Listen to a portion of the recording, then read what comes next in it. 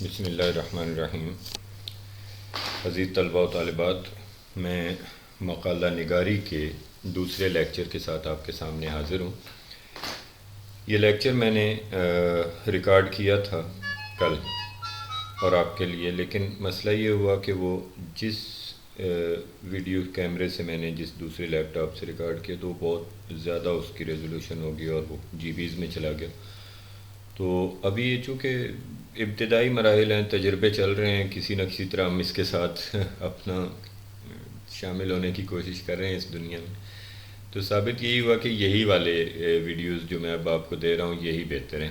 تو انشاءاللہ تعالیٰ آپ کو یہ ملتے رہیں گے، اور اس کی اگرچہ کوالٹی کوئی بہت عمدہ نہیں ہوتی، لیکن میرا خیال ہے کہ اس کے ساتھ ہمیں اب گزارا کرنے کی عادت ڈالنی پڑے گی۔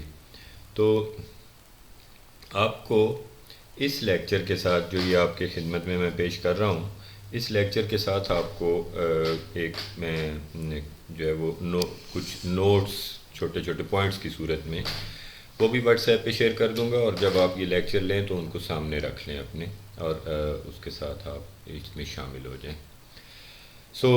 بسم اللہ کرتے ہیں۔ یہ جو ہمارا دوسرا لیکچر ہے، اس کا پہلے لیکچر میں نے آپ کی خدمت میں گزارش کی تھی کہ مقالہ نگاری کے لیے ہم کس طرح موضوعات کو دیکھتے ہیں اور ایک خیال سے موضوع تک کیسے پہنچتے ہیں، اور اس کے آخر میں نے تھوڑا سا گزارش کی تھی کہ موضوعات کی مختلف قسمیں ہیں جو مختلف محققین نے بیان کی ہوئی ہیں۔ تو آج کے لیکچر کا آغاز موضوعات کی اقسام سے ہوگا کہ موضوعات کی اقسام کتنی ہیں، اور اس کے بعد پھر ہم دیکھیں گے کہ ایک جب ہم ادبی موضوع کی تلاش کرتے ہیں تو اس تلاش میں ہم کس طرح سے ایک موضوع کو جو ہے وہ اپنے چاروں طرف ڈھونڈ سکتے ہیں۔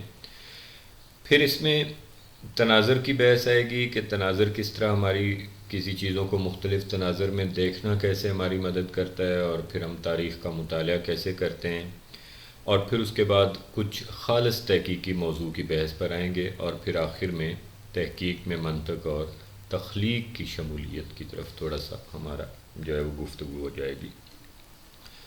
تو موضوعات ایک محقق کے سامنے جب آپ ایک سندی تحقیق کے لیے ایک مقالے کا انتخاب کرتے ہیں تو ہمارے ہاں عام طور پر جو موضوعات لیے جاتے ہیں وہ کئی قسم کے ہیں، اور یہ موضوعات جو ہیں یہ بیان کیے گئے ہیں، مختلف محققین نے ان کو مختلف انداز میں بیان کیا ہے۔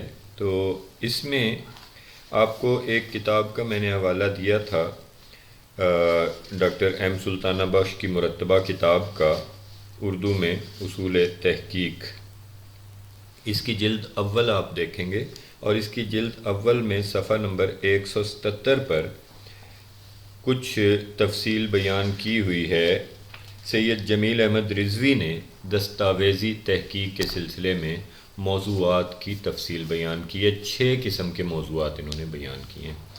ویسے تو آپ کو جتنی کتابیں آپ دیکھیں گے محققین کی اس میں ملتے چلے جائیں گے، جیسے بہت اچھی کتاب ہے ابجد تحقیق ڈاکٹر ہارون قادر کی، اس کو آپ دیکھیں، اس میں آپ کو موضوعات کا بڑا تخصص کے ساتھ ملے گا کہ کس کس قسم کے ہوتے ہیں موضوعات، اور جدید رسمیات تحقیق میں بھی آپ کو موضوعات کی اقسام پر کافی بحث ملے گی۔ لیکن میں نے آپ کے لیے 2 منتخب کیے ہیں، ایک ڈاکٹر جمیل احمد رضوی کا یہ جو ابھی آپ کو بیان کر رہا ہوں، اور اس کے ساتھ ڈاکٹر گیان چند ان کا تحقیق کا فن سے کہ موضوعات کی کتنی اقسام ہیں وہ منتخب کیے ہیں۔ تو جمیل احمد رضوی نے 6 قسمیں موضوعات کی بیان کی ہیں۔ پہلی قسم سوانح حیات، یعنی کسی بھی شعبہ علم کی کسی معروف شخصیت کے بارے میں بڑے بڑے حقائق جمع کرنا۔ یہ جو آپ شخصیت پر لکھتے ہیں نا، کوئی شخصیت کے فلاں کی شاعری کا تحقیقی اور تنقیدی جائزہ، یا فلاں صاحب شخصیت اور فن، یہ موضوعات جو ہیں یہ سوانح حیات۔ نمبر 2، اداروں اور تنظیموں کی تاریخ۔ مختلف ادارے یا مختلف تنظیمیں جو ہیں انہوں نے ماضی میں کیا، جیسے حلقہ ارباب ذوق کی تاریخ یونس جاوید کا ایک مقالہ ہے، یا مثال کے طور پر آپ مقتدرہ قومی زبان کی خدمات پر کر لیتے ہیں، یہ اداروں اور تنظیموں کی تاریخ۔ اس سلسلے میں ایک بڑی اچھی کتاب ڈاکٹر معین الدین عقیل کی ایک کتاب ہے جو انہوں نے مقتدرہ قومی زبان سے جو شائع ہوئی تھی، اس میں پاکستان میں اردو کے ترقیاتی ادارے اس کا نام ہے، اور اس میں بہت سارے ترقیاتی اداروں کی تاریخ اور ان کی خدمات جمع کر دی گئی ہیں، تو وہ بڑی مددگار ثابت ہو سکتی ہے کہ اس میں کوئی ایسا ادارہ دیکھا جا سکتا ہے جہاں پہ ابھی تک جس پر کام نہیں ہوا۔ پھر تیسری قسم کے موضوعات ہیں وہ ذرائع اور اثرات، یعنی کسی فرد یا جماعت کے خیالات اور تحریروں پر اس کا ماحول کیسے اثر انداز ہوا۔ یہ ہم اس کو تاریخی تناظر میں یا عصری تناظر میں دیکھتے ہیں چیزوں کو، کہ ایک شاعر ہے تو اس پر فلاں فلاں حالات کے کیسے اثرات مرتب ہوئے۔ یہ بہت عمدہ قسم کے موضوعات ہوتے ہیں، اور یہ عام طور پر ان موضوعات پر لکھے گئے مقالے بڑے وقیع شمار ہوتے ہیں۔ جی، پھر چوتھا ترتیب و تدوین متن۔ تدوین متن بہت اہم کام ہے، اور یہ بنیادی طور پر جو ہماری تاریخ میں جو کچھ لکھا گیا ہے اسے سامنے لانا ہوتا ہے، اور اسے اس قابل بنانا ہوتا ہے کہ اس کو پڑھا جا سکے اور اس کو دنیا کے سامنے پیش کیا جا سکے۔ اس سلسلے میں ڈاکٹر جمیل احمد جالبی نے ایک جگہ لکھا ہے کہ کراچی میں جو نیشنل لائبریری ہے اس میں بہت سے مخطوطے پڑے ہوئے ہیں جو ابھی تک جن کی تدوین نہیں ہو سکی، اور خدا جانے ان میں کیا کیا کچھ ہوگا۔ تو تدوین میں ایک تو ہاتھ سے جو لکھے جاتے پرانے مخطوطے تھے ان کی تدوین شامل ہوتی ہے، دوسرے کچھ کتابیں جو چھپنے کے بعد پرانی ہو چکی ہیں یا نایاب ہو چکی ہیں ان کی تدوین بھی کی جاتی ہے۔ پھر اس کے بعد نظریات کی تاریخ، پانچویں قسم کے موضوعات نظریات کی تاریخ، جیسے ترقی پسند تحریک کی تاریخ ہو گئی، یا مختلف ادبی نظریے جو ہوتے ہیں ان کی تاریخ، اس کو موضوع بنایا جا سکتا ہے۔ اور چھٹا جو کتابیات، یعنی کسی بھی شعبہ علم میں کتابیات کی تدوین، کہ کتابیات کس طرح سے جمع کرنی ہے، اس میں اشاریے آ جاتے ہیں، اس میں فرنگے، بہت ساری چیزیں آ جاتی ہیں۔ برصورت یہ 6 قسمیں بیان کی ہیں جمیل احمد رضوی نے، جو جس قسم کے موضوعات ہمارے سامنے عام طور پر پیش کیے جاتے ہیں، یا عام طور پر ہم جس طرح کے موضوعات پر کام کرتے ہیں۔ ڈاکٹر گیان چند نے اس سے تھوڑا سا آگے بڑھے ہیں، اور اس نے 10 اقسام بیان کی ہیں ڈاکٹر گیان چند نے، لیکن ڈاکٹر گیان چند نے جو اقسام بیان کی ہیں وہ کم و بیش انہی اقسام کی کچھ تشریحات ہیں۔ برصورت دیکھتے ہیں کہ یہ کیا ہیں۔ اس میں وہ کہتے ہیں نمبر 1 کوئی ایک ادیب، یعنی کوئی شخصیت۔ نمبر 2 صنف، یعنی کسی قصیدے پر کر لیا، یا آپ نے شعرا شوب پر کر لیا، یا مثنوی پر کر لیا۔ اصناف پہ تحقیق کی جاتی ہے، اور ان کی تاریخ کو اور ان کے جو مواد ہے اس کو دیکھا جاتا ہے۔ پھر کسی رجحان، تحریک یا دبستان پر، یہ بہت اچھے موضوعات شمار ہوتے ہیں کہ کسی خاص علاقے میں کچھ خاص سماجی اور سیاسی اور نفسیاتی حالات کے پس منظر میں کس طرح سے پروان چڑھتے ہیں مختلف قسم کے موضوعات، رجحانات کیسے بنے، تحریکوں کی صورت انہوں نے کیسے اختیار کی، پھر دبستانوں میں وہ کیسے، تو یہ سارا جو ہے یہ اچھے موضوعات شمار ہوتے ہیں۔ پھر چوتھے نمبر پر وہ کہتے ہیں علاقائی یا گروہی جائزہ، کسی خاص علاقے یا گروہ کے لکھنے والوں کا ایک جائزہ پیش کرنا، یہ علاقائی یا گروہی جائزہ۔ اور اس کے بعد کوئی انجمن یا ادارہ، 5ویں نمبر پہ کوئی ایک انجمن یا کوئی ایک ادارہ جس کے کام کو دیکھا جاتا ہے اور اس کی خدمات کا جائزہ لیا جاتا ہے اور انہیں ایک جگہ اکٹھا کر دیا جاتا ہے۔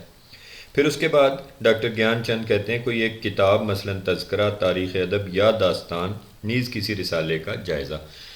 یہ عام طور پر جو موجود مواد کا تجزیہ کیا جاتا ہے، یہ بہت اچھے مقالے ہوتے ہیں، اور بڑا اس کے لیے ایک صاحب علم اسکالر کی ضرورت ہوتی ہے، لیکن میں سمجھتا ہوں کہ اس سطح پر یہ رضاکارانہ طور پر کرنے والے کام ہیں۔ یہ ایسے کام ہیں کہ جو آپ حصول تعلیم سے فارغ ہونے کے بعد کریں تو زیادہ مناسب ہوتا ہے۔ جیسے مثلا آپ کہتے ہیں کہ جی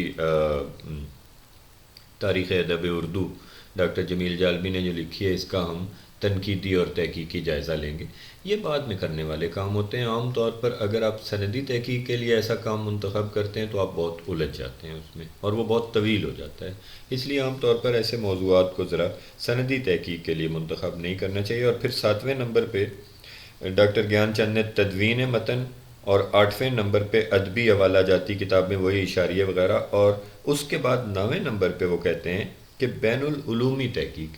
یہ بہت اہم ہے. بین العلومی سے کیا مراد ہے؟ کہ ادب سے باہر جتنے علوم ہیں، جیسے نفسیات ہے یا سماجی علوم ہے یا تاریخ ہے یا جغرافیہ ہے، یہ تمام جو علوم ہیں ان کے ساتھ ادب کے رشتے کے حوالے سے نفسیاتی تجزیے ہم کرتے ہیں. یہ جتنے دبستان آپ کے تنقید کے بنے ہوئے ہیں نا، عمرانی دبستان ہے، یہ نفسیاتی، یہ سب بین العلومی اصل میں تحقیق ہے جس کی طرف یہ جاتے ہیں. تو اور آخری انہوں نے ادبی لسانیات یعنی ادب اور لسانیات کو ملانے والے موضوعات، یہ ڈاکٹر گیان چند نے آخر میں یہ بیان کیا ہوا ہے کہ ایسے موضوعات جس میں لسانیاتی تجزیے کیے جاتے ہیں. میں نے 2-4 کام اس ایسے موضوعات پہ کروائے ہیں، جیسے جانگلوس جو شوکت صدیقی کا ناول ہے، اس کی پہلی جلد کا لسانیاتی تجزیہ میری ایک طالبہ نے کیا تھا. یہ بڑے دلچسپ ہوتے ہیں. یا آغا اشر کاشمیری کا ایک بڑا اچھا مقالہ لکھا تھا میرے ایک طالب علم نے، ایم فل کی سطح پر، ان کے ڈراموں کا لسانیاتی تجزیہ کیا گیا تھا. یہ بہت اچھے موضوعات شمار ہوتے ہیں، اور لسانیاتی تجزیے جو ہیں یہ کرنے کے لیے ایک خاص رجحان کے حامل طالب علم جو ہیں ان کی ضرورت ہوتی ہے، جو لگ کے بیٹھ کر کام کرنے والے جن کو کہا جا سکتا ہے. موضوعات کی یہ اقسام جو ہیں ان کے حوالے سے آپ مزید تفحص کر سکتے ہیں، مزید آپ کوشش کر سکتے ہیں. اور جیسے میں نے عرض کیا کہ اب جدید تحقیق سے یا جدید رسمیات تحقیق سے یا اور بہت ساری کتابیں تحقیق پہ جو آپ کی فہرست میں شامل ہیں، وہاں سے آپ یہ سب جو ہے موضوعات کی اقسام ان کا مطالعہ کر سکتے ہیں. اس کے بعد سوال اگلا جو میرے سامنے آج کے اس لیکچر میں ہے کہ ایک ادبی موضوع تلاش کیسے کرنا چاہیے. آپ کس طرح سے اپنے چاروں طرف موجود ادب جب آپ مطالعہ کرتے ہیں اس کا، تو آپ اس میں موضوعات تلاش کیسے کرتے ہیں؟ ظاہر ہے ایک سادہ سی بات ہے کہ جب آپ کچھ تلاش کرنا چاہیں کہیں سے، تو آپ کے پاس کچھ آلات ایسے ہونے چاہیے جن کی مدد سے آپ تلاش کر سکیں. تو آپ کو سب سے اہم بات جو سمجھنے کی ہے آپ کے، وہ ہے تناظر. تناظر بہت اہم چیز ہے کہ ہم چیزوں کو کس کس تناظر میں دیکھ رہے ہیں. اور ایک طالب علم کے حوالے سے خاص طور پر جو سندی تحقیق کے لیے نکلا ہے، اس کے نقطہ نظر سے تناظر کی بحث بہت اہم ہے. تناظر کیا ہے؟ کہ ہم چیزوں کو کس زاویے سے دیکھ رہے ہیں. مثلا کیا ہم انہیں سیاسی تناظر میں دیکھ رہے ہیں چیزوں کو، یا ہم انہیں اخلاقی تناظر میں دیکھ رہے ہیں، یا ہم انہیں قانونی تناظر میں دیکھ رہے ہیں، یا ہم انہیں جمالیاتی تناظر میں دیکھ رہے ہیں، یا ہم انہیں تاریخی تناظر میں دیکھتے ہیں، یا نفسیاتی تناظر میں دیکھتے ہیں، یا سماجی تناظر میں دیکھتے ہیں. تو سو آن سو فور، جتنا آپ آگے اس میں بڑھتے چلے جائیں. ابھی یہ 9 قسم کے تناظر، تو 6-7 قسم کے تناظر تو میں نے ابھی انگلیوں پہ گن لیے. تو آپ اس کی ایک فہرست بنائیں کہ چیزوں کو کس کس تناظر میں دیکھا جا سکتا ہے.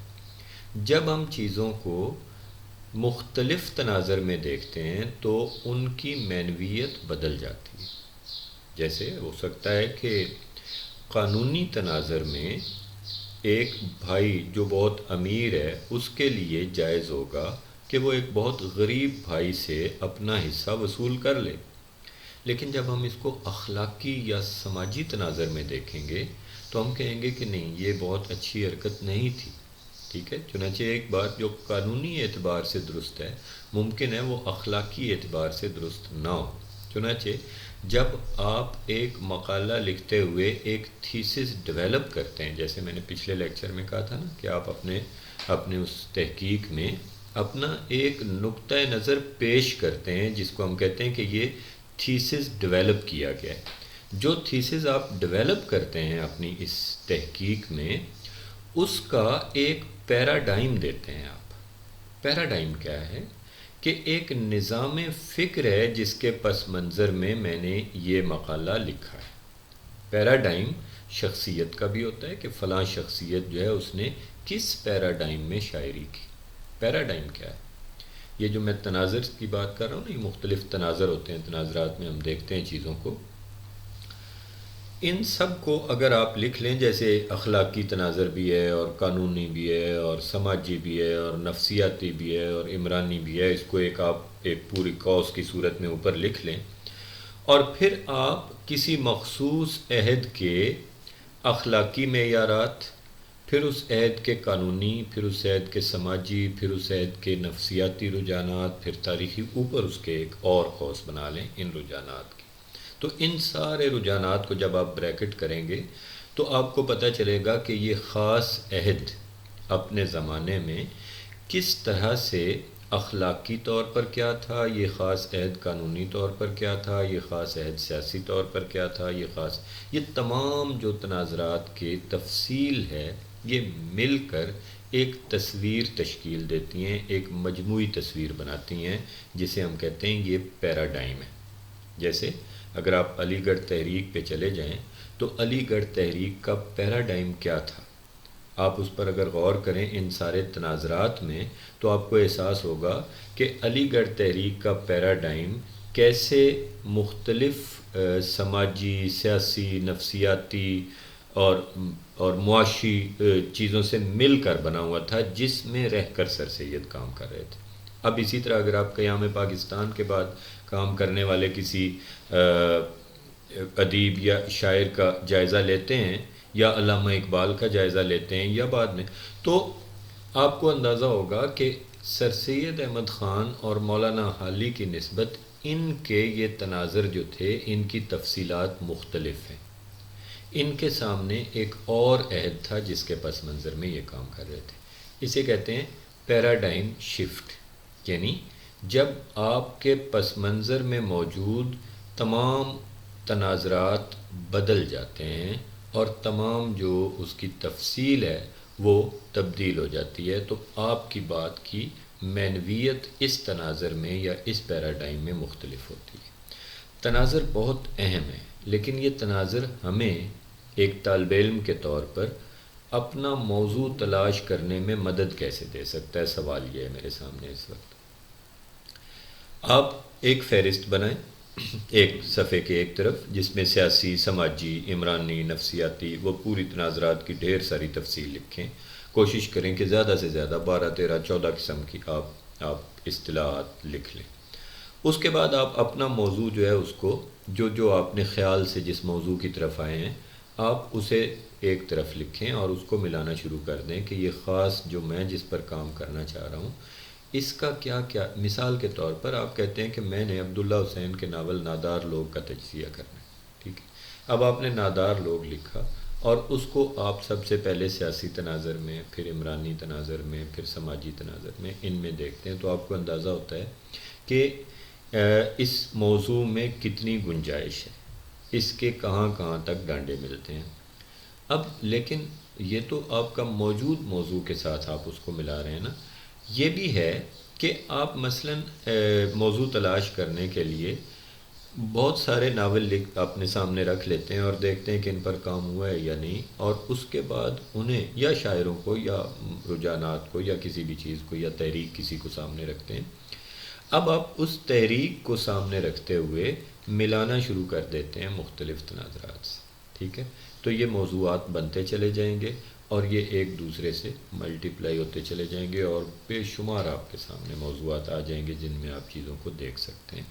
کچھ ایسی شخصیات ہوتی ہیں جن پر کام ہو چکا ہوتا ہے، جیسے مجید امجد پر کام ہو چکا ہے، لیکن انہیں مختلف تناظر میں دیکھا جا سکتا ہے۔ اس کام کا جائزہ لینے کے بعد آپ دیکھ سکتے ہیں کہ کیا اس میں ایسی گنجائش ہے کہ اس کو اخلاقی تناظر میں یا سماجی تناظر میں یا سیاسی تناظر میں، مثال کے طور پر ترقی پسند تحریک کا نفسیاتی پس منظر کسی نے ابھی تک نہیں دیکھا کہ نفسیاتی طور پر ترقی پسند تحریک کی کامیابی کا کیا راز تھا۔ چنانچہ اس پر اگر کوئی کام کرنا شروع کر دے تو ممکن ہے کہ ایسے ایسے گوشے اس کے سامنے آئیں کہ ترقی پسند تحریک میں جو ابھی تک کسی نے جس پر بحث نہیں کی۔ بصورت موضوع تلاش کرنے کے لیے یہ آپ کی فہرست جو مختلف تناظر میں چیزوں کو دیکھنے کے لیے آپ مرتب کرتے ہیں، یہ بہت مدد ثابت ہو سکتی ہے، مددگار ثابت ہوتی ہے۔ لیکن اس سے زیادہ مددگار آپ کے لیے ایک اور چیز ثابت ہوتی ہے، جس کو میں کہتا ہوتا ہوں کہ تاریخ کا مطالعہ کرنے کے طریقے۔ آپ کو یہ علم ہونا چاہیے کہ تاریخ کا مطالعہ کیسے کیا جاتا ہے۔ یہ میرے اپنے خود ساختہ یہ طریقے ہیں، آپ کہیں ہو سکتا ہے آپ کو اس سے بہت بہتر چیزیں مل جائیں، میں نے ایک موٹا موٹا سا ایک اس کی تقسیم کی ہوئی ہے کہ پہلا طریقہ جو میرے خیال میں جو ابھی تک رائج ہے، آج تک چل رہا ہے، اور جس میں آپ یہ شخصیت پر کام کرتے ہوئے بھی وہی طریقہ استعمال کرتے ہیں کہ تاریخ کو بڑی شخصیات یا سوانحی طریقہ، بڑی شخصیات کے حالات لکھنا، چونکہ بڑی شخصیات جو ہیں ایک مخصوص زمانے میں زندہ ہوتی ہیں اور اس زمانے پر ان کے اثرات ہوتے ہیں اور وہ زمانہ ان سے وابستہ ہوتا ہے، تو ان کے حالات لکھنے سے وہ پورا زمانہ جو ہے وہ تاریخ میں سمٹتا چلا آتا ہے۔ آپ جیسے جب آپ ایک شخصیت پر کام کرتے ہیں تو در حقیقت آپ ادبی تاریخ مرتب کرتے ہیں اور ادبی تاریخ میں اضافہ کرتے ہیں، اور آپ کے سامنے شخصیت پر کام کرتے ہوئے سوال بھی یہی ہوتا ہے کہ یہ خاص شخصیت ادبی تاریخ پر کس حد تک اثر انداز ہوئی ہے، اور اس خاص شخصیت میں ایسی کون سی منفرد بات ہے کہ جو نہ ہوتی، جس کا ذکر نہ کیا جاتا ادبی تاریخ میں، تو کمی رہ جاتی۔ مثال کے طور پر اگر ہم منیر نیازی کی بات کریں تو منیر نیازی نے جس طرح اساطیر کو غزل اور نظم میں شامل کیا اور اس کا حصہ بنایا، اور انہیں انسانی نفسیات کے حوالے سے یہ بہت کم نظر آتا ہے، ٹھیک ہے۔ تو یہ آپ جس بھی شخصیت پر کام کرتے ہیں آپ در حقیقت تاریخ میں اضافہ کر رہے ہوتے ہیں۔ سوانحی تحقیق یا تاریخ نویسی، اس کا ایک طریقہ یہ سوانح مرتب کرنا، تاریخ کا مطالعہ کرنے کا ایک طریقہ یہ طریقہ جو ہے یہ اب تک استعمال ہوتا چلا آیا ہے ادب میں۔ تذکرہ نویسی یہی کچھ تھا، اس کے بعد بڑی بڑی شخصیات کا مطالعہ کرنا۔ مولانا الطاف حسین علی نے جس طرح حیات جاوید لکھی یا یادگار غالب لکھی یا باقی جو تاریخیں لکھی گئیں، آپ اگر ان پر غور کریں تو یہ شخصیات کے حوالے سے ان کے عہد کو دیکھنے کا نام ہے۔ بادشاہوں کی تاریخیں لکھی جاتی تھیں۔ اگر آپ مشہور تاریخیں جو ہیں جیسے تاریخ فرشتہ ہے یا یہ ساری چیزیں دیکھیں تو یہ لوگ بڑے لوگوں کا ذکر کرتے تھے اور بڑے لوگوں سے وابستہ تمام واقعات جو ہیں ان کو تاریخ کا نام دیتے تھے۔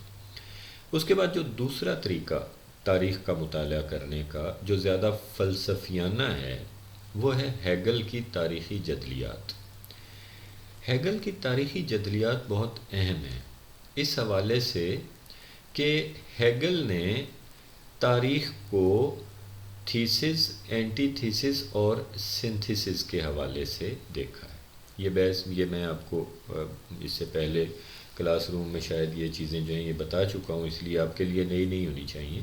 تھیسس ایک نظام فکر ہے جو ایک مخصوص عہد میں جنم لیتا ہے اور اپنے چاروں طرف پھیل جاتا ہے۔ پھر ایک اینٹی تھیسس آتا ہے جو اس کے مقابل، جو اس کی ضد ہے، اور ہیگل کہتا ہے کہ وہ اس نظام فکر کے اندر سے ہی جنم لیتا ہے، وہ اینٹی تھیسس۔ اب اینٹی تھیسس جب تھیسس کے سامنے آتا ہے تو وہ دونوں ایک دوسرے کی ضدیں ساتھ ساتھ چلتی ہیں اور پھر آپس میں مرج ہو کر ایک نیا سینتھیسس بنا لیتی ہیں۔ سینتھیسس جو ہے یہ ایک نیا نظام فکر ہوتا ہے جس میں پرانے نظام فکر کے دونوں دھارے شامل ہوتے ہیں۔ مثلا آپ بہت ساری مثالیں اس کی لے سکتے ہیں۔ اردو زبان اس کی بہت بڑی مثال ہے کہ کس طرح مقامی زبان ایک تھیسس تھی، اس میں عربی شامل ہوئی اور عربی اور مقامی زبان کے امتزاج سے ایک نئی زبان بنی۔ تاریخ زبان اگر آپ دیکھیں اردو زبان کی تاریخ تو اس میں، اور پھر کس طرح یہ عربی اور مقامی کا جو امتزاج تھا اس میں فارسی شامل ہوئی، اس کے سامنے فارسی آ گئی اور پھر یہ دونوں آپس میں ملے، پھر ایک نئی زبان بنی جو غالب کے زمانے تک چلی، اور پھر کس طرح اس زبان کے مقابل انگریزی آ گئی اس کا اینٹی تھیسس بن کے، اور وہ پرانی زبان جس میں عربی، فارسی اور مقامی شامل تھیں وہ انگریزی کے سامنے آئی، اور پھر یہ دونوں کے امتزاج سے آج کی موجودہ زبان جو ہم بولتے ہیں یہ بن گئی۔ تو یہ ایک اردو زبان اس کی مثال ہے۔ اسی طرح آپ ایک اور مثال دیکھیں ہیگل کی اس تاریخی جدلیات کی جو ہمارے چاروں طرف ہے کہ دو مکتبہ فکر تھے، ایک اکبر الہ آبادی تھے 1857 کے بعد، کہ جو پرانی جو ہماری تہذیبی اور مذہبی اقدار تھی ان کا تحفظ چاہتے تھے، اور ان کے مقابل مولانا الطاف حسین حالی اور سر سید احمد خان تھے جو اقلیت پرستی اور جدیدیت کی طرف، جدید زمانے کی طرف جانا چاہتے تھے۔ تو یہ دونوں جو ہے وہ پرانی تہذیبی اقدار جو ہیں ان کے مقابل یہ اینٹی تھیسس آیا تھا 1857 کے بعد، لیکن یہ دونوں جو رجحانات تھے یہ مرج ہوتے چلے گئے اور مختلف صورتوں میں اقبال اور فیض کے ہاں میں نظر آنا شروع ہو گیا کہ جس میں دونوں دھارے جو ہیں وہ ملتے ہیں۔ تو ان کا یہ سینتھیسس گویا اقبال اور فیض تھے اس تمام نظام فکر کا۔ تو اب اگر آپ غور کریں تو تاریخ کا مطالعہ ہمیں کیسے ایک مقالہ مرتب کرنے میں مدد دے سکتا ہے؟ ہمیں ایسے موضوع کی تلاش میں یہ مدد دیتا ہے کہ ہم مثال کے طور پر ایک عہد یا ایک رجحان کو دیکھتے ہیں تو ہم اس کے تضادات کا مطالعہ کرتے ہوئے ان کے اثرات دوسرے اس کے بعد آنے والے عہد میں تلاش کر سکتے ہیں۔ تو یہ جو تاریخی مطالعے ہیں ان میں یہ جدلیاتی نظام جو ہے یہ موضوع تلاش کرنے میں بہت مدد دیتا ہے۔ تیسرا جو تاریخ کا مطالعہ کرنے کا طریقہ ہے جو میرے خیال میں سب سے بہترین بھی ہے اور سب سے زیادہ مؤثر بھی طریقہ ہے، یہ طریقہ کار جو ہے یہ بنیادی طور پر ایلون ٹافلر نے ایک کتاب لکھی تھی جس کا نام ہے تھرڈ ویو، 1980 میں یہ کتاب لکھی گئی تھی، جس میں ایلون ٹافلر نے تاریخ کو مختلف ادوار کے حوالے سے، عہد کے حوالے سے دیکھا تھا، جس میں پہلا دور انہوں نے کہا کہ زرعی دور تھا، دوسرا دور صنعتی دور، اور تیسرے دور جس میں آج ہم جی رہے ہیں اسے وہ پوسٹ انڈسٹریل ورلڈ کا یا مابعد صنعت کا نام دیتے ہیں۔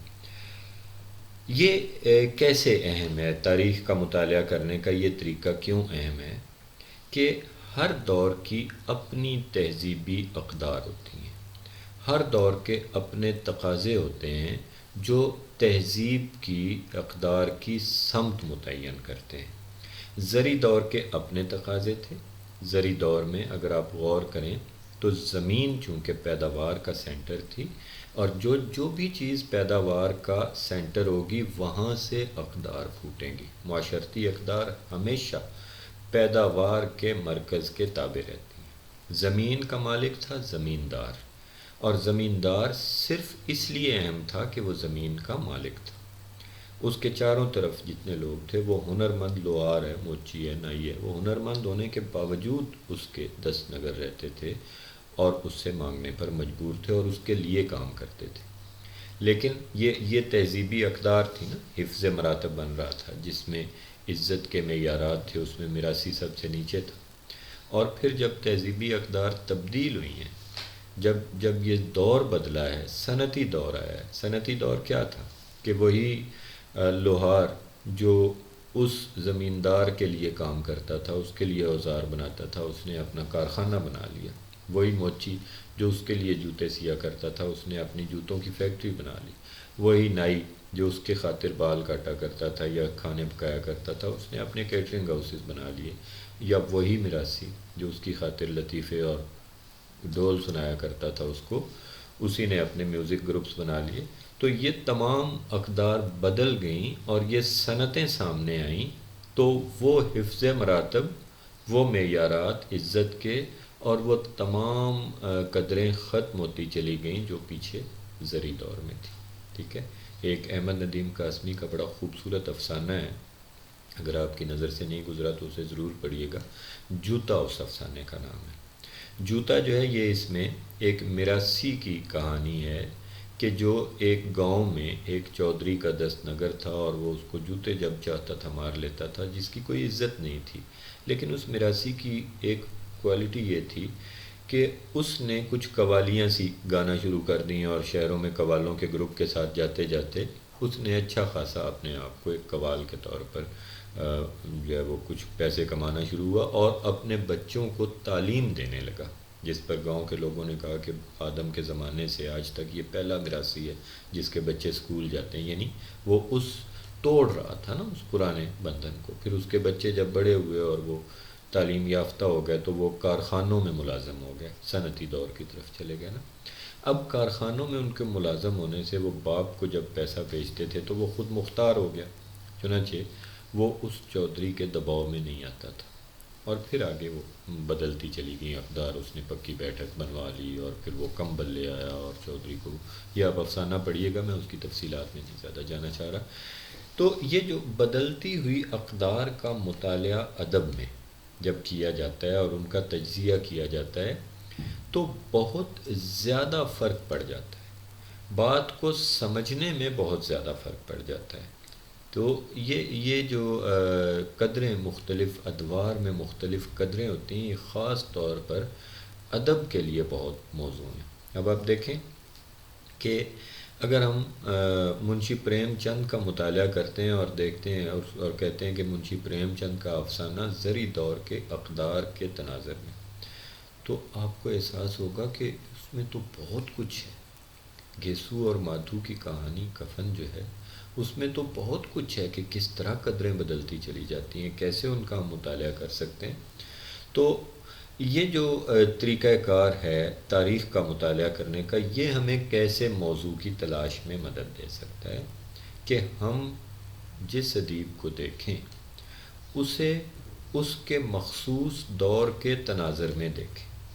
مجید امجد ہے مثال کے طور پر، اگر آپ مجید امجد کی نظمیں پڑھیں، طلوع فرض اگر آپ پڑھیں مجید امجد کی نظم، سحر کے وقت دفتر کو رواں ہو ہم رہے صد کارواں، سڑک کے موڑ پر نالی میں پانی تڑپتا تل ملاتا جا رہا ہے، زدے جاروب کھاتا جا رہا ہے، جھاڑو کی ضربیں، وہی مجبوری افتاد مقصد جو اس کی کاہش رفتار میں ہے، میرے ہر گام ناہموار میں۔ سب سے پہلی چیز تو یہ ہے کہ یہ سڑک کے موڑ پر نالی، اس میں بہتا ہوا پانی، اسے صاف کرتا ہوا خاکروب، اور یہ ایک مجبور انسان جو سحر کے وقت دفتر کی طرف جانے پر مجبور ہے، یہ کس زمانے کی کہانی ہے؟ اگر آپ غور کریں یہ کون سا دور ہے؟ یہ زری دور تو نہیں ہے۔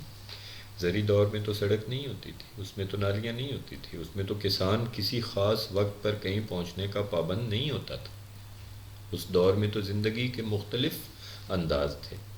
تو یہ صنعتی دور ہے۔ اب صنعتی دور کا نمائندہ اسے کس طرح سے بیان کرتا ہے، آگے اگر آپ پوری نظم کی تفصیل میں جائیں گے تو آپ کو اندازہ ہوگا کہ یہ کتنا اس کا مطالعہ جو ہے وہ اس کو کتنے اور معنی میں، وہ ایک اندھی بکارن لڑکھڑائی کہ چوراہے کے کھمبے کو پکڑ لے، صدا سے راہ گیروں کو جکڑ لے، یہ پھیلا پھیلا میلا میلا دامن، یہ کاسا یہ گلوئے شور انگیز، میرا دفتر میری مثلیں میرا میز۔ وہ دفتر، اس پہ میز، اس پہ فائلیں، یہ کیا ہے؟ یہ وہی ہے کہ جو اس بھکارن کے پاس، جس طرح وہ بھیک مانگتی ہے، جس طرح وہ اپنے جینے کے لیے ڈھونڈتی ہے سارے، میں بھی ایسے ہوں۔ اب اگر آپ صنعتی دور کے فرد کا المیہ دیکھیں اور موضوع تلاش کرنا شروع کریں تو آپ کو اندازہ ہوگا کہ جتنے شاعروں کا مطالعہ آج تک آپ نے کیا ہے، جتنے ناول آج تک آپ نے پڑھے ہیں، ان کی معنویت تو مختلف تھی۔ چنانچہ اگر آپ مختلف ادوار کے تناظر میں ادب کا مطالعہ کریں گے تو آپ کو احساس ہوگا کہ بدلتے ہوئے زمانوں میں کس طرح اقدار بدلتی ہیں اور اقدار بدلنے سے کس طرح ادبی جو تخلیقات ہوتے ہیں ان کے معنی بدلتے چلے جاتے ہیں۔ تو یہ بہت اہم ہے آپ کے لیے کہ آپ مختلف اقدار کے تناظر میں رکھ کر ادب کو سمجھنا سیکھیں اور موضوع منتخب کرتے وقت اس کو اس انداز میں لیں۔ اب دیکھیے کہ ابھی موجودہ دور میں آپ جس عہد میں جی رہے ہیں، اس کو پوسٹ انڈسٹریل ورلڈ کا نام دیا تھا موضوعات کی تلاش کے حوالے سے۔ اس عہد میں آپ بہت ساری ایسی تبدیلیاں دیکھ چکے ہیں، بلکہ ان کے اتنے خوگر ہو چکے ہیں کہ اب ان کی موجودگی کا بھی آپ کو احساس نہیں ہوتا۔ جیسے اب موبائل سے کال کرنا ہمارے لیے روزمرہ کا معمول بن گیا ہے، یا ایک دوسرے کو میسیج سینڈ کرنا، یا جس طرح میں یہ لیکچر آپ کو بھیج رہا ہوں اس طرح بھیجنا، یہ ایک معمولی باتیں بن چکی ہیں، ایسی باتیں جو ہماری زندگی کا حصہ ہیں۔ اب دیکھیں نا کہ یہ ایک دنیا پر ایک وبا مسلط ہوگی کرونا کی صورت میں، تو اس کا نتیجہ کیا نکلا کہ میں نے یہ لیپ ٹاپ آن کیا اور اس لیپ ٹاپ پہ میں نے ایک لیکچر ریکارڈ کیا اور آپ تک پہنچانے کی کوشش کی، اور وہ پہنچ گیا اور آپ نے اسے سن لیا، یعنی وہ سلسلہ چلتا رہا۔ تو یہ چیز جو ہے یہ اب بالکل نارمل لگ رہی ہے، اب ایسے لگ رہا ہے جیسے اس کی کوئی اہمیت نہیں، لیکن آج سے 30 سال پہلے جب میں اورینٹل کالج میں پڑھتا تھا ایسا تصور بھی نہیں کیا جا سکتا تھا، ایسا سوچا بھی نہیں جا سکتا تھا۔ یہ جو تبدیلیاں آئی ہیں 1990 کے بعد سے لے کر 20ویں صدی کی آخری دہائی سے 21ویں صدی، اور پھر جو ہے وہ 21ویں صدی کی جو پہلی دہائی اور پھر دوسری دہائی میں، یہ تبدیلیاں ایسی ہیں کہ پچھلے انسانی تاریخ کے 8000 سالوں میں اتنی تبدیلی نہیں آئی تھی جتنی یہ ان 25-30 سالوں میں تبدیلی آ گئی دنیا میں۔ چنانچہ اب اقدار بھی بدلتی چلی جائیں گی، اب تناظر بھی بدلتے چلے جائیں گے، اب چیزوں کو دیکھنے کے زاویے بھی بدلتے چلے جائیں گے، اب آپ کے پاس سامان بھی مختلف، ہتھیار، اوزار سب بدلتے چلے جائیں گے۔ اب اس تمام تناظر میں اگر آپ ادب کا جائزہ لیں تو کیا آپ کی نظر میں کوئی ایسی تبدیلی آتی ہے کہ جس میں آپ دیکھ سکیں کہ ادیبوں اور شاعروں نے ان رجحانات کو کیسے پکڑا؟ کس طرح 1990 کے بعد لکھے جانے والے ادب میں جدید رجحانات اور جدید جو نئے دور کی جو اقدار تھیں اور نئے دور کے جو اوزار تھے اور ہتھیار تھے وہ دارائے، یہ مطالعے جو ہیں یہ اس حوالے سے کیے جا سکتے ہیں۔ بہرصورت ادبی موضوعات، جو تحقیق کے موضوعات آپ تلاش کرتے ہیں، اس میں ضروری نہیں ہے کہ آپ جو موضوع دیکھیں اس کو ان تمام چیزوں کے ساتھ ملا کر دیکھیں، لیکن جب کوئی موضوع آپ منتخب کریں اپنے لیے تو اسے اس کے تناظرات میں، مختلف تناظرات میں جج کریں کہ یہ تمام تناظر جو ہیں اس میں گنجائش کتنی ہے۔ دیکھیں نا، مثال کے طور پر جون ایلیا کو اگر آپ دیکھیں تو جون ایلیا کی شاعری کا سماجی یا نفسیاتی مطالعہ کرنا، چونکہ وہ منفرد ہے، وہ مختلف ہے، وہ مغایرت کا شکار ہے، وہ بہت زیادہ ایلین ہے ایک قسم کا معاشرے سے۔ نیا ایک رشتہ پیدا کیوں کریں ہم؟ بچھڑنا ہے تو جھگڑا کیوں کریں؟ پڑی رہنے دو انسانوں کی لاش، زمین کا بوجھ ہلکا کیوں کریں؟ ہماری ہی تمنا کیوں کرو، تمہاری ہی تمنا کیوں کریں؟ اب یہ جو وہ سوال کرتا ہے نا، میرا یہ مشورہ ہے، التجا نہیں، تو میرے پاس سے اس وقت جا نہیں، ٹھیک ہے؟ تو یہ جو دیکھتا یہ جو تکتا ہے آسمان کو، تو کوئی رہتا ہے آسمان میں کیا؟ یہ اب جون ایلیا کو دیکھیں گے نا تو وہ ایک مغایرت کا شکار، اب وہ نفسیاتی کیا وجوہات ہیں، کیا رجحانات ہیں جن کی وجہ سے وہ مغایرت کا شکار ہوتا چلا گیا۔ تو یہ جو موضوعات ہوتے ہیں، ہر موضوع کی اپنی گنجائش ہوتی ہے، ہر موضوع کی اپنے تناظر ہوتا ہے، مختلف لکھنے والے ادیب یا شاعر اپنے اپنے ذہنی رجحان کے مطابق معاشرے کو دیکھتے ہیں اور پھر اس معاشرے کا عکس پیش کرتے ہیں۔ تو کس نے معاشرے کی تصویر کس تناظر میں پیش کی ہے یہ دیکھنا ہوتا ہے، اور اپنے جس بھی موضوع کو آپ منتخب کرتے ہیں اس کے لیے آپ اسے دیکھتے ہیں۔ پھر یہ کہ یہ موضوع کس تہذیب کے کس دور کے ساتھ وابستہ ہے، اس کی اقدار کیا ہے، کون سی اقدار کا نمائندہ موضوع ہے، یہ بھی بہت اہم بحث ہے، اور آپ اپنے موضوع کو اس کے تناظر میں بھی ضرور دیکھیں۔ اچھا، یہ تو خیر آپ مختلف تناظر میں موضوعات کو دیکھتے ہیں، لیکن ایک اور جو تقسیم کی جاتی ہے عام طور پر، ایک خالص تحقیقی موضوع کے بارے میں، کہ خالص تحقیق کیا ہوتی ہے، اس کی بھی ایک گفتگو اکثر کی جاتی ہے کہ جناب فلاں موضوع جو ہے، میں ہمارے ہاں تو اب عام طور پر جو اساتذہ ہیں اور جو مینٹورنگ کمیٹی ہیں اور پروفیسرز ہیں، انہوں نے اب عمومی طور پر اس بات پر زیادہ اصرار کرنا چھوڑ دیا ہے کہ آپ مطلب یہ کہیں کہ جی یہ موضوع خالص تحقیقی نہیں ہے، اب وہ نہیں کرتے ایسا، لیکن اس سے پہلے کافی زیادہ کیا گیا اور کافی زیادہ اصرار کیا گیا اس بات پر کہ موضوع منتخب کیا جائے تو وہ خالص تحقیقی موضوع ہو۔ ڈاکٹر گیان چند نے جو اس میں لکھا، اس کا میں تھوڑا سا آپ کو خالص تحقیقی موضوع کے حوالے سے ایک چھوٹی سی تحریر جو ہے وہ آپ کے سامنے پیش کر رہا ہوں۔ یہ میرے ہی ایک مضمون میں شامل تھی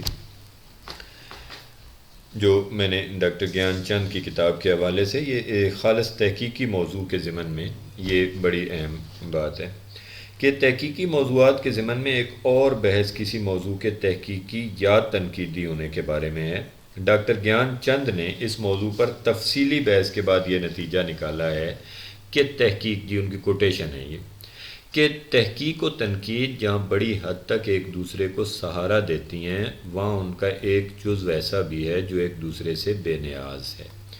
یعنی پہلے تو یہ کہا کہ تنقید اور تحقیق ایک دوسرے کو سہارا دیتی ہیں، اس میں کوئی شک نہیں ہے کہ ایک دوسرے کا سہارا ہے تحقیق اور تنقید، لیکن اس کے ساتھ وہ کہتے ہیں کہ تحقیق اور تنقید میں ایک جز ایسا ہے جو ایک دوسرے سے بے نیاز ہے۔ چنانچہ جب ہم خالص تحقیقی موضوع کی بات کرتے ہیں تو یہ وہ جز ہونا چاہیے جو تنقید سے بے نیاز ہے۔ اب یہ جز کیا حیثیت رکھتا ہے، ذرا انہی کی تحریر میں دیکھیں۔ پھر ایک اور کوٹیشن ان کی، وہ کہتے ہیں کہ کوئی 95% تحقیقی کتابوں میں تنقید کا قابل قدر بہرا ہوتا ہے۔ تحقیق کا فن، صفحہ 35۔ یعنی وہ یہ کہتے ہیں کہ 95% تحقیقی کتابیں ایسی ہوتی ہیں جن میں تنقید بڑی حد تک شامل ہوتی ہے۔ گویا پیچھے رہ گئے 5% موضوعات۔ یہ کون سے موضوعات ہو سکتے ہیں؟ چلیں یہ پھر انہی کی زبانی دیکھیں۔ یعنی 5% تحقیقی کتابیں خالص تحقیق پر مبنی ہوتی ہیں، اور یہ کون سی کتابیں ہیں؟ پھر انہی کی طرف رجوع کرتے ہیں۔ تو تحقیق کا فن میں صفحہ 34 پر وہ لکھتے ہیں کہ لسانیاتی کاموں، فرہنگوں، اشاریوں، وضاحتی فہرستوں وغیرہ کے علاوہ شاید ہی کوئی ایسا تحقیقی موضوع ہو جس میں کچھ نہ کچھ بلکہ بہت کچھ تنقید کا عنصر نہ ہو۔ چنانچہ وہ 5% جو بچ جاتا ہے تنقید سے، وہ کیا ہے؟ اس میں لسانیاتی کام آ گئے، اس میں فرنگیں آ گئیں، اس میں اشاریے آ گئے، اس میں وضاحتی فہرستیں آ گئیں۔ تو یہ ایسے موضوعات کے میدان رہ جاتے ہیں کہ جن کے بارے میں کہا جا سکتا ہے کہ یہ خالص تحقیقی موضوعات ہیں۔ اس لیے یہ بحث کہ خالص تحقیقی موضوع ہونا چاہیے، میرا یہ خیال ہے کہ اس بحث کو ہمیں اب چھوڑ دینا چاہیے، اور ہمیں یہ دیکھنا چاہیے کہ ایک سندی مقالے کے لیے جو موضوع منتخب کیا جاتا ہے اس میں تحقیق اور تنقید دونوں شامل ہوتی ہیں۔ ویسے بھی آپ دیکھیے کہ تحقیق ہے کیا، یہ جب شروع میں آپ لوگوں نے کلاسز پڑھی ہوں گی تو اس سلسلے میں آپ کو تھوڑا سا آئیڈیا دے دوں کہ آپ جب ایک مقالہ لکھتے ہیں بطور محقق تو آپ کا رول یا آپ کا کردار کیا ہے۔ Doctor Zina O'Leary, professor Zina O'Leary Sydney university میں پروفیسر ہیں، انہوں نے ایک کتاب لکھی، a short guide to doing research. بہت عمدہ کتاب ہے، میں انشاءاللہ تعالیٰ آپ کے ساتھ شیئر کروں گا اس کتاب کو، اور اس کو آپ امید ہے انگریزی زبان میں ایک زمانے میں اس کا کوشش کی تھی ترجمہ کرنے کی، لیکن پھر مصروفیات کی وجہ سے شروع کیا تھا لیکن پھر نہیں کر سکا۔ یہ کتاب بہت ہی اہم کتاب۔ اس میں آغاز میں ہی ڈاکٹر زینہ اولیری کہتی ہیں کہ تحقیق پورے دماغ کی، پورے ذہن کی کار فرمائی ہے۔ پورے ذہن سے کیا مراد ہے کہ وہ کہتی ہیں کہ انسانی ذہن جو ہے یہ 2 حصوں میں تقسیم ہے، ایک دایاں اور ایک بایاں، اور یہ نفسیاتی طور پر سارے نفسیات دان ہمیں بتاتے ہیں۔ دایاں حصہ غالباً جو ہے وہ منتظم ہے، اور بایاں حصہ جو ہے وہ تخلیق کار ہے۔ منتظم ہے یعنی دایاں حصہ ہمارے ذہن کا اشیاء کو ترتیب دینے، انہیں صاف ستھرا ایک طرح سے مناسب انداز میں، منظم انداز میں رکھنے میں یہ دایاں حصہ کار فرما ہوتا ہے۔ اور بایاں حصہ کیا ہے کہ بایاں حصہ وہ ہے کہ جو تخلیقی سطح پر جو تجزیہ کرتا ہے، جو دلائل دیتا ہے، جو استدلال کرتا ہے، جو چیزوں کو تحلیل کرتا ہے، یہ بایاں حصہ ہے ہمارے دماغ کا۔ اب اگر ہم زینہ اولیری کی بات سنیں کہ وہ کہتی ہیں کہ یہ تحقیق یہ دماغ کے دونوں حصوں کی کار فرمائی ہے۔ یعنی ایک محقق کو ایسا بھی ہونا چاہیے کہ وہ مواد جمع کرے، اس مواد کو ترتیب دے، اور اسے ترتیب دینے کے بعد محفوظ رکھے، اور اس کی ایک خاص جو ہے وہ اس کو منظم کرے۔ اور محقق کو ایسا بھی ہونا چاہیے کہ اس سارے مواد کی مدد سے نتائج نکالے، اس کو آپس میں ملائے، استدلال کرے، توجیحات پیش کرے۔ چنانچہ اگر آپ غور کریں تو ایک محقق کا کردار ایک منتظم کا بھی ہے، اور ایک محقق کا کردار ایک نقاد کا بھی ہے۔ چنانچہ اگر ہم خالص تحقیق کی جب بات کرتے ہیں تو خالص تحقیق تنظیم کی بات ہے، لیکن اس میں جب ہم تنقید کی شمولیت کی بات کرتے ہیں تو تنقید اسی تنظیم کو دوبارہ استدلال کے ساتھ، تجزیے کے ساتھ پیش کرنے کا نام ہے۔ اس سلسلے میں میں آپ کے سامنے ایک اور مثال پیش کرتا ہوں، ایک اور بہت خوبصورت بات جو لکھی ہے اسکاٹ جیمز نے دا میکنگ آف لٹریچر میں۔ ان کی کتاب کلاسکس میں سے ہے، اور یہ کتاب اس حوالے سے بہت عمدہ ہے کہ اس کا اسلوب بہت اچھا ہے، اور انہوں نے بیان کرنے کے لیے خوبصورت انداز میں استدلال کیا ہوا ہے۔ اسکاٹ جیمز نے دا میکنگ آف لٹریچر میں تحقیق کے لیے ایک مکان بنانے والے کی مثال دی ہے۔ وہ کہتے ہیں کہ اگر ایک بندہ ایک مکان بنانا چاہتا ہے تو آپ فرض کریں کہ وہ سامان لاتا ہے بہت سارا، اور لا کے اس مکان پہ ڈھیر کر دیتا ہے، جس میں سیمنٹ بھی ہے، جس میں سریا بھی ہے، ریت ہے، بجری ہے، جو کھڑکیاں دروازے، تو وہ مکان بن تو نہیں کیا، ٹھیک ہے، اس مکان کا ابھی تو بننا باقی ہے۔ تو اس کو بنانے کے لیے کیا ضروری ہوگا کہ وہ ایک ذہنی نقشہ بنائے گا کہ کون سا کمرہ کہاں ہوگا، کون سا جگہ جو ہے وہاں کھڑکی رکھی جائے گی، کہاں سے ہوا آئے گی، کس کمرے کا کیا مقصد ہوگا۔ یہ تمام جو نقشہ بنایا جائے گا یہ تخلیقی سطح پر ہوگا، یعنی مکان بنانے والا یہ سوچے گا کہ میں نے اس کا استعمال کیا کرنا ہے اور آگے اس کو کیسے لے کر چلنا ہے، تب وہ مکان کمپلیٹ ہوگا۔ گویا اس مثال سے ہمیں کیا پتہ چلتا ہے کہ جب آپ ایک مقالہ لکھتے ہیں تو صرف مواد کی جمع بندی یا جمع آوری ہی مقالہ لکھنے کا نام نہیں ہے۔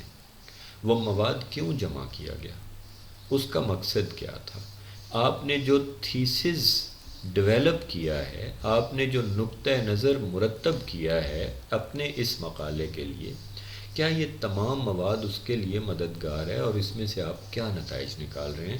چنانچہ خالص تحقیقی موضوع کوئی نہیں ہوتا۔ جب بھی آپ موضوع منتخب کریں اپنے مقالے کے لیے تو یہ یاد رکھیں کہ اس موضوع کا فلسفیانہ انجام یا فلسفیانہ نقطہ نظر سے اس کا آگے بڑھنا وہ کیا ہوگا، اسی چیز کو ہم کہتے ہیں کہ وہ آپ کا تھیسس ہوتا ہے۔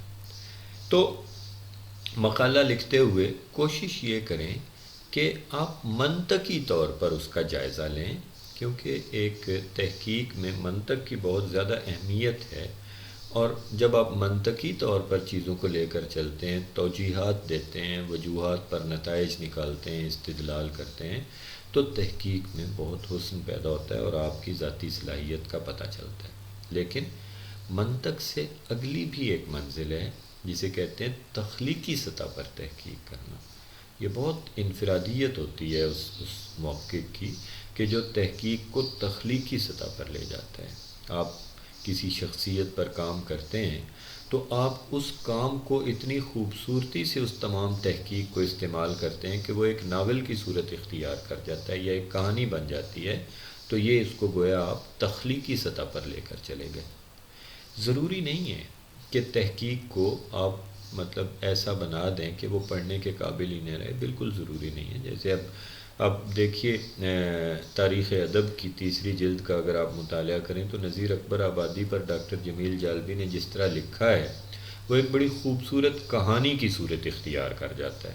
چنانچہ یہ کچھ گزارشات ہیں جو آج کے لیکچر میں آپ کے سامنے رکھی گئی ہیں، آپ انہیں دیکھیے، اور اس لیکچر کے اختتام پر میں یہ چاہوں گا کہ آپ ایک مشق کریں، یعنی آپ مختلف تناظر جو ہیں ان کی ایک فہرست بنائیں، اور مختلف موضوعات کو، اصناف کو، رجحانات کو سامنے رکھ کر، ایک رجحان کو یا کسی صنف کو یا کسی شخصیت کو سامنے رکھیں اور ان تمام تناظرات کے ساتھ اس کو ملانے کی کوشش کریں کہ اس کا سیاسی تناظر کیا ہے، فلاں شخصیت کا نفسیاتی تناظر کیا ہے، اخلاقی کیا ہے، مذہبی کیا ہے، یہ سارا آپ اس کو کوشش کریں ملانے کی، اور یہ مشق جو ہے یہ آپ کو آج کے اس لیکچر کی اہمیت اور معنویت جو ہے اس سے زیادہ آشنا کرے گی۔